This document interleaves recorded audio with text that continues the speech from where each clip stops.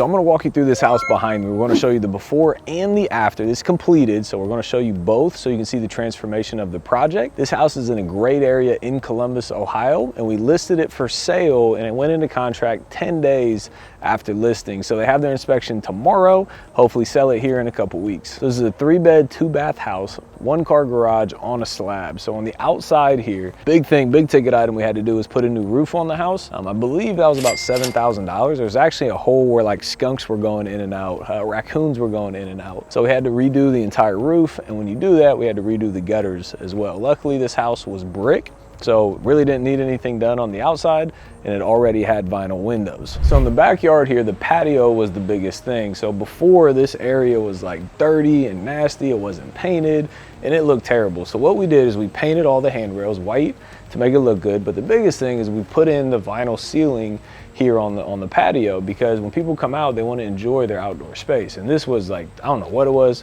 but it was disgusting. So now they have a place to come outside and enjoy. But besides that, there really wasn't much else done on the exterior. So let's go inside and look at the interior, because this was a $42,000 rehab. So let's go check it out. So the inside is where most of the work actually took place. So when you walk in, this is a nice big living space. You got a nice huge window, which again, windows were already updated, which saved us a ton of money.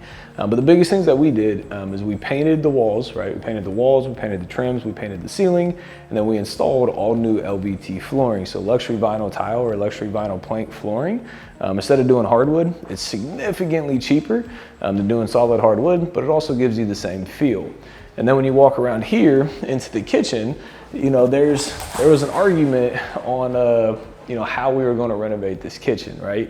It's kind of small, it's kind of compact. It has everything you need. It's got the cabinets, got the countertops, got the appliances. So it has everything you need, but it's like, it's weird and it's like small. So what I did before we decided to blow out walls and open concept this whole thing, I looked at comparable sales in the neighborhood. So I looked at other houses just like this that sold, because when you get into the suburbs of a city, typically in these neighborhoods, builders build the houses the exact same way. So this floor plan is the exact floor plan as 5 houses down the street. And it's the exact same floor plan as 6 houses down the street. So I looked at other houses that had this exact floor plan to see what they did. And what did they do? The only thing we changed is we added this cabinet here, because this used to be just fully open concept, but I saw in theirs that there was a cabinet, and I was like, that's a good idea, because it gives people a little bit more storage to put in here. So that's the only difference that we did, is we added this, and then we also put a backsplash tile here as well, which the other house did not have, but I think it makes it look a lot better when you put in backsplash here. So on flips, we always do stainless steel appliances. On rentals, we do white and or black appliances. And then we have the backyard, which we already talked about, a nice patio out there. This is an attached 1-car garage. So again, in garages, we typically don't really ever do much renovation at all. It looks like we didn't even paint this garage. Again, garages don't have to be completely finished to sell, right? So 1-car garage is extra deep, which is nice. We got a little bit of storage above you, but it's a 1-car garage. You can't ask for much more than that.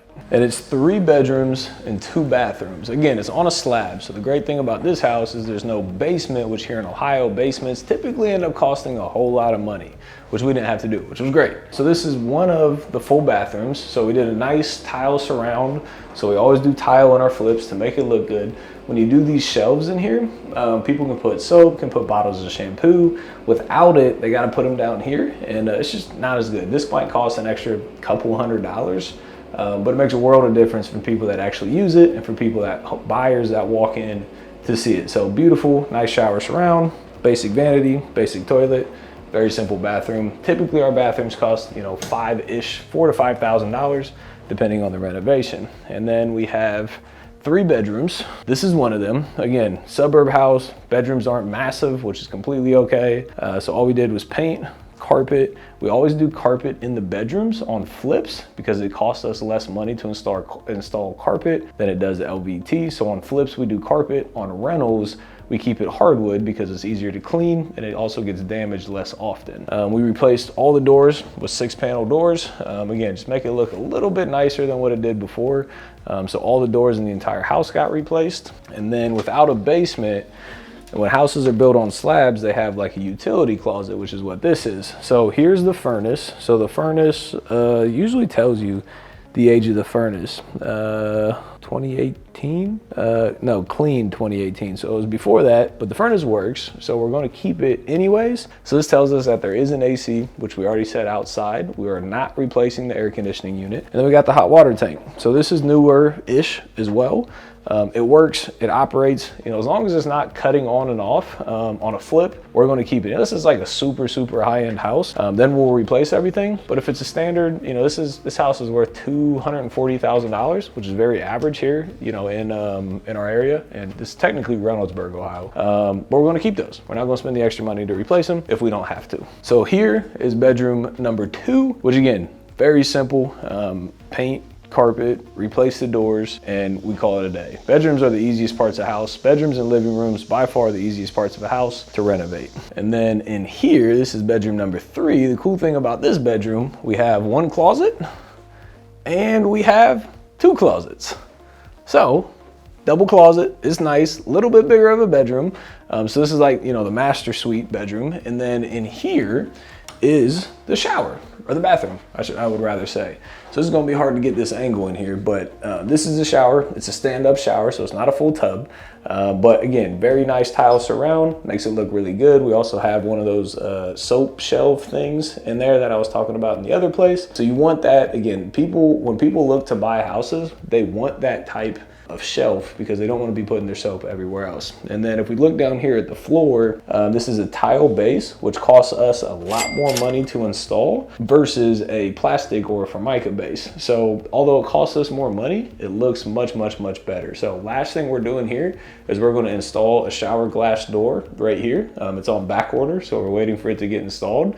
But we're going to get it installed before the buyer owns the property. So we'll get the glass shower door installed. As you come this way, you know, basic vanity, basic sink, basic mirror, basic toilet. So we didn't go crazy with this. Again, if I was living in here, you know, I'd have made this thing huge and blown out walls and make the shower a lot bigger, put a bench in the shower, but I'm not living here, right? So don't over improve properties when you don't have to, because sometimes when you spend too much money on a deal, you'll never get that money back out of the deal. So be very careful on your renovation, and don't renovate it to what I want. Renovate it to what the comps show and what the neighborhood can bear, right? So don't overspend on your renovation. Then last thing right here, again, on a slab, there's no basement, right? So we have a washer and dryer right here. On the other side of this is the cabinet into the kitchen, but here's the washer and dryer. So they have a place to do their washer and dryer. And then this panel, you know, it could get updated. You know, I guess somebody could argue that, but it's a very small house. It's on a slab, doesn't have a ton of electric. So we're gonna keep this for now. And then we'll see, again, their inspection's tomorrow. So we'll see what the inspector says about this, but the goal is to keep that, save $1,000, keep it in our pocket. So there's the before and after. One tip I wanna leave you with: when we finish flips, sometimes we stage the houses, sometimes we don't, which means we hire somebody to put furniture in the house. What this does is when a buyer comes in, they can envision themselves living in the property. So if we're doing a very high-end house, we are 100% paying to stage it, which can cost, you know, thousands and thousands of dollars, depending on the size of the property. With this we're in contract for $243,000. And I didn't stage it because like 200-ish is like the average house price here in Columbus, Ohio, $200 to $250. So we're in the average, the first time home buyer market. So I wasn't going to spend another $1,500 or $2,000 to stage the house, when I believe in the first time home buyer market, there's always a plethora of buyers, and staging it really not going to help you get more money out of the deal. So high-end properties, we always stage. You know, entry-level first-time home buyers, we don't. Again, we save that money, we put it in our pocket. Remember, every dollar you save is profit to you, right? Not replacing the electrical panel, not staging this, right? That's money that I keep in my pocket at the end of the day. So if you enjoyed this video and you want to see how I was able to do this house without using any of my own money, I raised 100% of the money from other people. Watch this next video.